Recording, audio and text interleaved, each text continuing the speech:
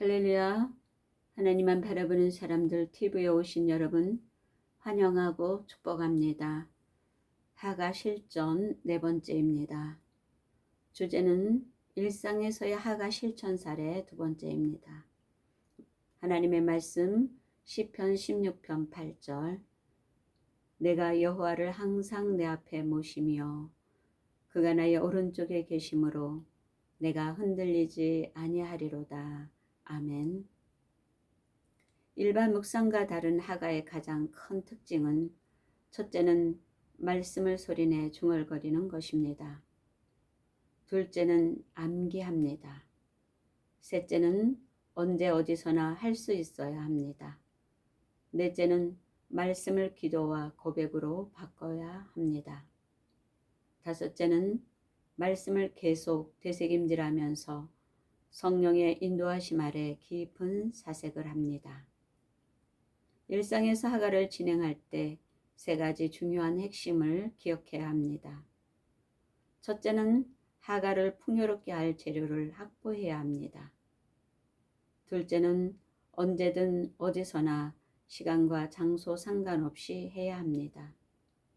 셋째는 어떤 방법으로든 형편과 상관없이 해야 합니다. 다음은 시편 16편 8절 말씀 한 절로 일주일 동안 일상에서 하가를 실천한 사례입니다. 시편 16편 8절 말씀하십니다. 내가 여호와를 항상 내 앞에 모시며 그가 나의 오른쪽에 계심으로 내가 흔들리지 아니하리로다. 아멘. 일상에서의 하가 실전 사례 두 번째. 1. 월요일 아침 눈을 뜬다. 한 주의 시작을 알리는 알람 소리, 커튼 틈으로 새어 들어오는 햇살, 새소리, 그리고 연이어 들어오는 해야 할 일들, 미팅, 만나야 할 사람들. 결코 유쾌할 수 없는 분주한 생각들이 나를 사로잡기 전에 조그맣게 마음속으로 읊조린다. 내가 여호와를 항상 내 앞에 모시며 그렇다. 내 생각은 내가 무엇을 채울 것인가를 선택한 것으로 순식간에 채워지게 마련이다. 이 아침의 분주한 생각과 하나님을 동시에 생각하는 것은 불가능하다. 둘 중 하나로 채울 수 있을 뿐이다. 하루의 시작을 하나님을 생각하는 것으로 시작한다. 그 작은 선택이 자칫 우울할 수 있는 월요일의 아침을 바꾼다. 그 결과는 기쁨이고 즐거움이고 평안이다. 2. 출근길 좁은 지하철 안에서 이어폰에서 새어나오는 음악 소리가 크게 들린다. 맞은편 중년의 신사는 쉴 새 없이 신문을 접고 펼치느라 소란스럽다. 뒷사람의 백팩은 쉴 새 없이 등을 찌른다. 저도 모르게 짜증이 밀려온다. 하지만 모두 신경이 곤두선 상태의 한마디가 어떻게 불똥처럼 튈지 모르는 터다. 내가 예민해서 그런 거라 스스로 위로하며 눈을 감는다. 내가 여호와를 항상 내 앞에 모시며 문득 주님이 내 앞에 계시면 뭐라 하실지 생각해 본다. 아마도 모든 것을 이해한다는 눈빛으로 나를 바라보실 것이다. 피곤하고 힘든 출근길에선 지하철 안의 모든 이들을 위해서 이렇게 기도하실 것이다. 아버지, 이 안의 모든 지친 이들에게 여유와 기쁨을 허락하여 주시옵소서. 그리고 나니 사람들이 달리 보인다. 짜증이 잦아든다. 내가 맨 백팩을 먼저 내려놓고 옆 사람을 위해 공간을 조금 더 내어준다. 그 사람이 고맙다는 듯 무언의 감사 눈빛을 내게 보낸다. 달라진 것은 전혀 없지만 또 많은 것이 달라졌다. 내 앞에 하나님이 웃으신다. 3. 하루를 마무리하는 밤. 뭔가를 좀 읽어보려는데 카톡이 울린다. 귀찮다. 그래도 무시할 수 없어 열어보니 아들 일로 잔뜩 속이 상한 친구의 카톡이다. 막 초등학교에 입학한 아들이 매번 교무실에 불려 다닌단다. 때린 적이 없는데도 피해를 보았다고 주장하는 아들 친구와 그 학부모 때문에 분노가 하늘을 찌른다. 그저 들어준다. 그가 나의 오른쪽에 계심으로 내가 흔들리지 아니하리로다. 나지막이 시편의 말씀을 읊조린다. 친구에게 말한다. 아들에게 이렇게 전해달라고. 삼촌은 언제까지나 내 편이라고. 그리고 얼마 안 되는 용돈을 친구 아들에게 전해달라고 카톡을 보낸다. 카톡 소리가 조금 잦아들었다. 친구의 분노도 잦아들었다. 내 마음에 알 수 없는 평안이 인다. 친구도 그 아들도 흔들리지 않는다. 하나님이 우리 가운데 계시기 때문이다. 내가 여호와를 항상 내 앞에 모시며 나와 함께 하신 주님, 이곳에 함께 하신 주님과 함께 평안함 속으로 들어간다. 깊은 곳에서 주님의 평안이 밀려온다. 4. 일이 잘 풀리지 않는다. 조바심이 난다. 잠시 모니터에서 손을 떼고 시편 말씀을 다이어리에 적어본다. 내가 여호와를 항상 내 앞에 모시며 하나님이라면 이 문제를 어떻게 풀어가셨을까?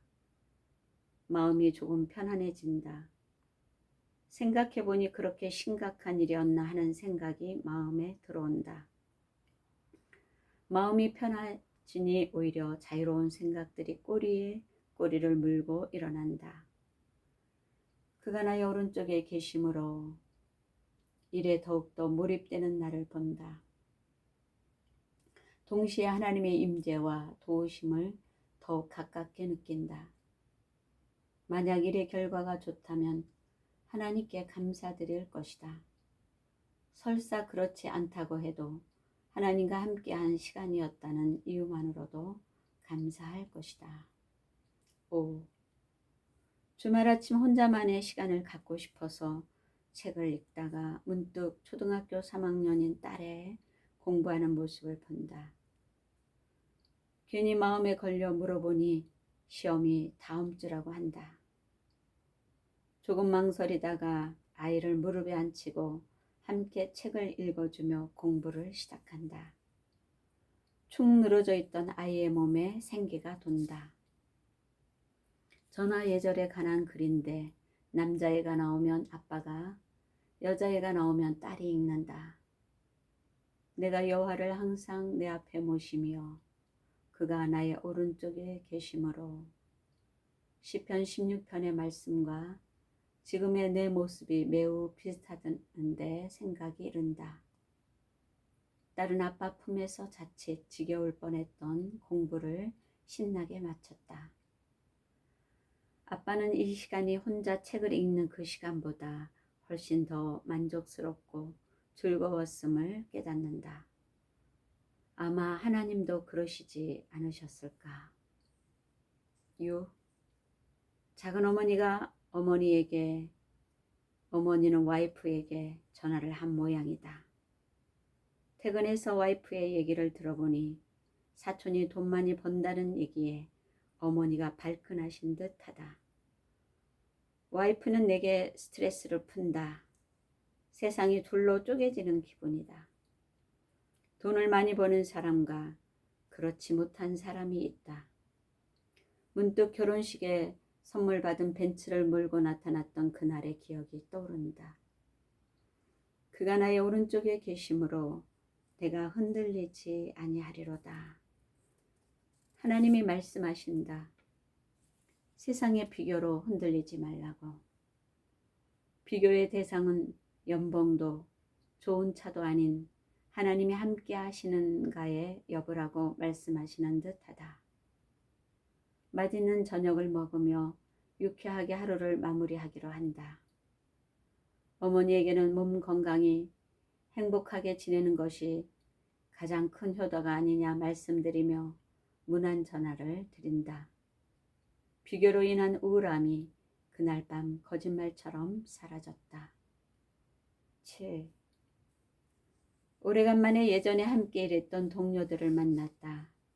반가우면서도 마음 한편에선 처음 만났던 때의 열정이 사라진 그 모습이 그립기도 하다. 어느새 틈틈이 비치는 흰머리가 남의 일 같지 않다.